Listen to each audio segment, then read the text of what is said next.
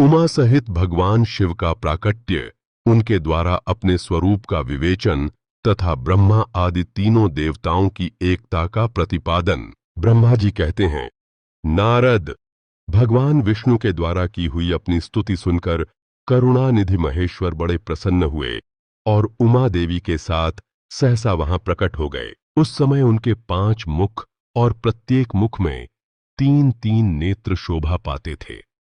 भाल देश में चंद्रमा का मुकुट सुशोभित था। सिर पर जटा धारण किए गौरवर्ण विशाल नेत्र के शिव ने अपने संपूर्ण अंगों में विभूति लगा रखी थी।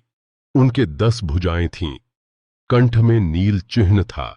उनके श्रीअंग समस्त आभूषणों से विभूषित थे। उन सर्वांग सुंदर शिव के मस्तक भस्ममय त्रिपुंड से अंकित थे।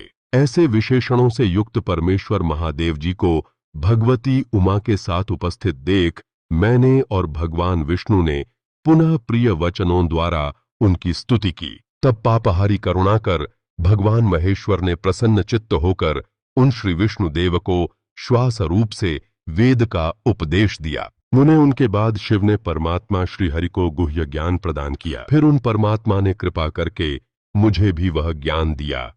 वेद का ज्ञान प्राप्त करके कृतार्थ हुए भगवान विष्णु ने मेरे साथ हाथ जोड़ महेश्वर को नमस्कार करके पुनः उनसे पूजन की विधि बताने तथा सदुपदेश देने के लिए प्रार्थना की। ब्रह्मा जी कहते हैं, मुने, श्री हरि की यह बात सुनकर अत्यंत प्रसन्न हुए। कृपा निदान भगवान शिव ने प्रीतिपूर्वक यह बात कही।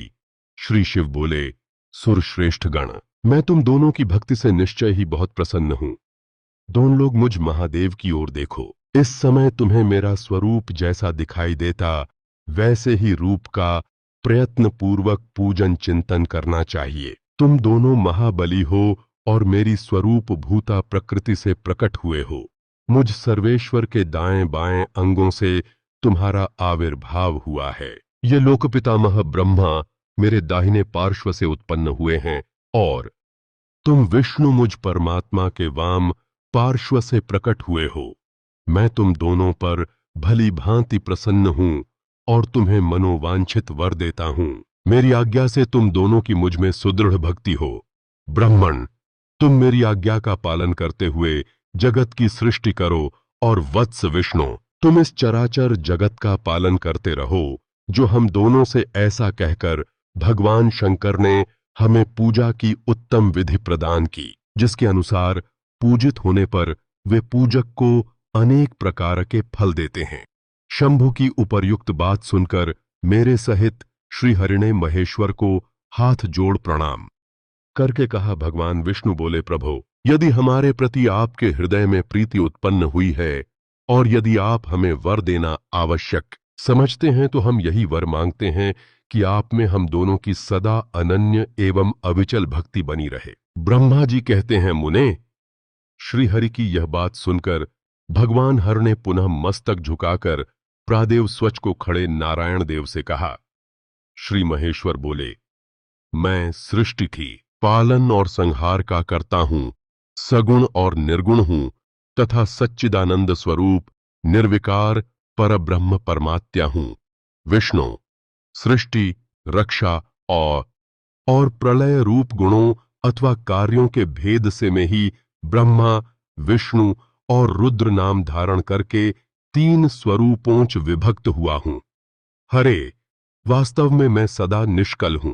विष्णु, तुमने और ब्रह्मा ने मेरे अवतार के निमित्त जो स्तुति की है, तुम्हारी उस प्रार्थना को मैं अवश्य सच्ची करूंगा, क्योंकि मैं भक्तवत्सल हूं। ब्राह्मण, मेरा ऐसा ही परम उत्कृष्ट रूप तुम्हारे शरीर से इस लोक में प्रकट होगा, जो नाम से रुद्र कहलाएगा। मेरे अंश से प्रकट हुए रुद्र की सामर्थ्य मुझसे कम नहीं होगी। जो मैं हूं वही यह रुद्र है। पूजा की विधि विधान की दृष्टि से भी मुझ में और उसमें कोई अंतर नहीं है। जैसे ज्योतिका जल आदि के साथ संपर्क होने पर भी उसमें स्पर्श दोष नहीं लगता, उसी प्रकार मुझ निर्गुण परमात्मा को भी किसी के संयोग से बंधन नहीं प्राप्त होता। यह मेरा शिव रूप है। जब रुद्र प्रकट होंगे तब वे भी शिव के ही तुल्य होंगे। महामुने, उनमें और शिव में परायपण का भेद नहीं करना चाहिए। एक ही रूप सब जगत में व्यवहार निर्वाह के लिए दो रूपों में विभक्त हो गया है। अतः शिव और रुद्र में कभी भेद बुद्धि नहीं करनी चाहिए। वास्तव में सारा दृश्य ही मेरे विचार से शिव रूप है। मैं, तुम, ब्रह्मा तथा जो ये रुद्र प्रकट होंगे, वे सब कत्सव एक सोप है। इनमें भेद नहीं है। भेद मानने पर अवश्य ही बंधन होगा। तथापि मेरा शिवरूप ही सनातन है। यही सदा सब रूपों का मूलभूत कहा गया है। यह सत्य, ज्ञान एवं अनंत ब्रह्म है। ऐसा जानकर सदा मन से मेरे यथार्थ स्वरूप का दर्शन करना चाहिए। ब्राह्मण, सुनो, मैं तुम्हें एक गोपनीय बात बता रहा हूं। मैं स्वयं ब्रह्मा जी की भुकुटी से प्रकट होऊंगा। गुणों में भी मेरा प्राकट्य कहा गया है। जैसा कि लोगों ने कहा है, हर तामस प्रकृति के हैं। वास्तव में उस रूप में अहंकार का वर्णन हुआ है। उस अहंकार को केवल तामस ही नहीं, वैकारिक, सात्विक भी समझना चाहिए, क्योंकि सात्विक देवगण वैकारिक अहंकार की ही सृष्टि हैं। यह तामस और सात्विक आदि भेद केवल नाम मात्र का है, वस्तुतः नहीं है। वास्तव में हर को तामस नहीं कहा जा सकता।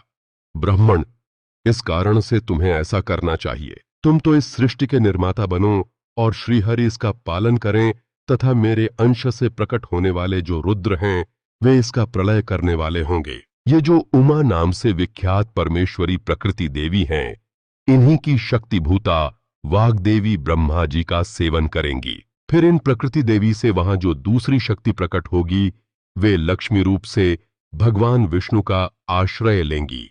तदनंतर पुनः काली नाम से जो तीसरी शक्ति प्रकट होंगी, वे निश्चय ही मेरे अंशभूत रुद्रदेव को प्राप्त होंगी। वे कार्य की सिद्धि के लिए वहां ज्योति रूप से प्रकट होंगी। इस प्रकार मैंने देवी की शुभ स्वरूपा पराशक्तियों का परिचय दिया। उनका कार्य क्रमशः सृष्टि, पालन और संहार का संपादन ही है। सुरश्रेष्ठ, ये सब की सब मेरी प्रिया प्रकृति देवी की अंशभूता हैं। हरे, तुम लक्ष्मी का सहारा लेकर कार्य करो।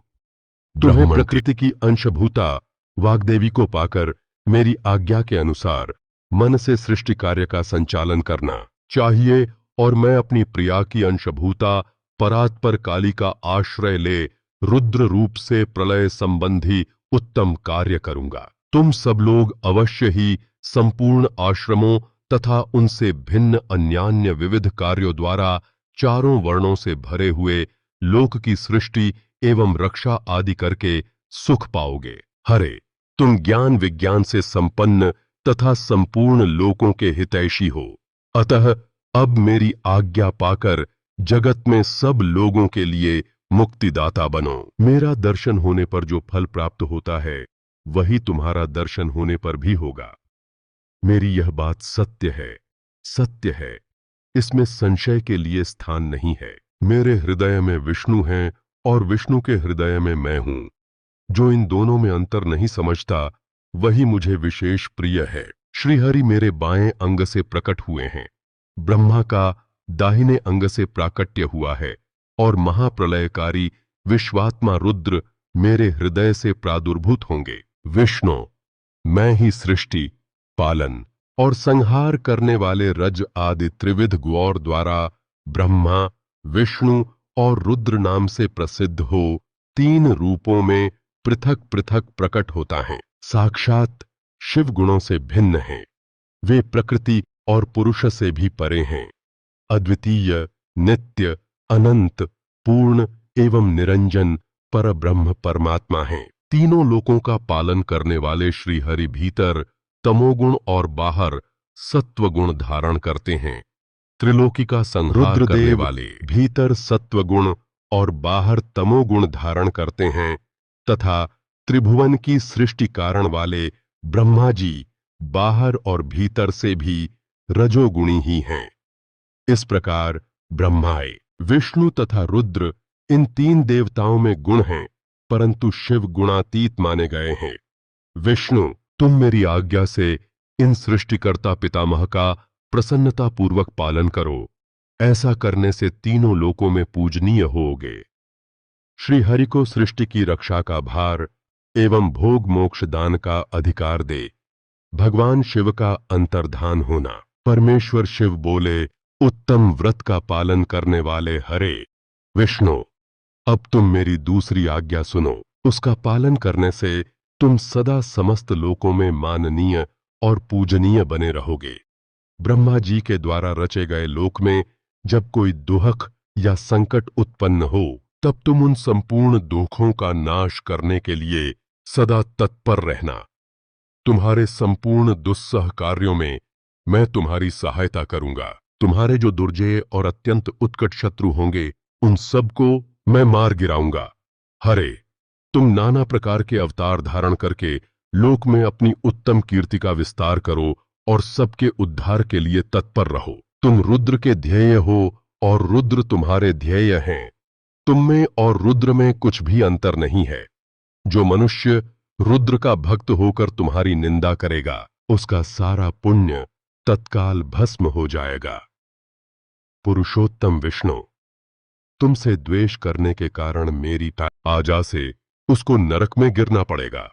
यह बात सत्य है, सत्य है, इसमें संशय नहीं है। तुम इस लोक में मनुष्यों के लिए विशेषतः भोग और मोक्ष प्रदान करने वाले और भक्तों के ध्येय तथा पूज्य होकर प्राणियों का निग्रह और अनुग्रह करो। ऐसा कहकर भगवान शिव ने मेरा हाथ पकड़ लिया और श्री विष्णु को सौंपकर उनसे कहा, तुम संकट के समय सदा इनकी सहायता करते रहना। सबके अध्यक्ष होकर सभी को भोग और मोक्ष प्रदान करना तथा सर्वदा समस्त कामनाओं का साधक एवं सर्वश्रेष्ठ बने रहना। जो तुम्हारी शरण में आ गया, वह निश्चय ही मेरी शरण में आ गया। जो मुझ में और तुम में अंतर समझता है, वह अवश्य नरक में गिरता है। ब्रह्मा जी कहते हैं, देवर्षे, भगवान शिव का यह वचन सुनकर मेरे साथ भगवान विष्णु ने सबको वश में करने वाले विश्वनाथ को प्रणाम करके मंद स्वर में कहा। श्री विष्णु बोले, करुणा सिंधो जगन्नाथ शंकर, मेरी यह बात सुनिए। मैं आपकी आज्ञा के अधीन रहकर यह सब कुछ करूंगा। स्वामिन, जो मेरा भक्त होकर आपकी निंदा करे, उसे आप निश्चय ही नरकवास प्रदान करें। नाथ, जो आपका भक्त है वह मुझे अत्यंत प्रिय है। जो ऐसा जानता है उसके लिए मोक्ष दुर्लभ नहीं है। श्री हरि का यह कथन सुनकर दुखारी हर ने उनकी बात का अनुमोदन किया और नाना प्रकार के धर्मों का उपदेश देकर हम दोनों के हित की इच्छा से हमें अनेक प्रकार के वर दिए। इसके बाद भक्तवत्सल भगवान शंभु कृपा पूर्वक हमारी ओर देखकर हम दोनों के देखते देखते सहसा वहीं अंतर्धान हो गए। तभी से इस लोक में लिंग पूजा का विधान चालू हुआ है। लिंग में प्रतिष्ठित भगवान शिव भोग और मोक्ष देने वाले हैं।